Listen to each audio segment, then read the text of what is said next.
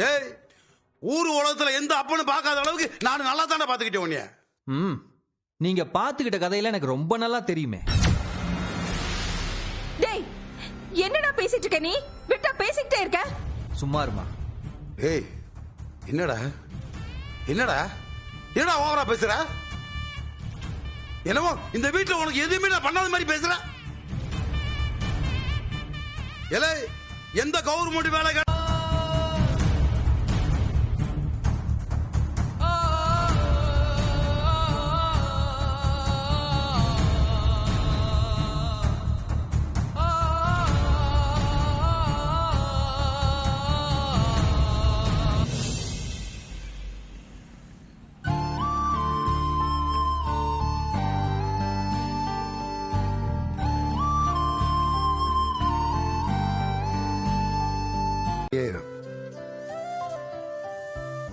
நேரமாச்சப்ப auto சொல்லிட்டா?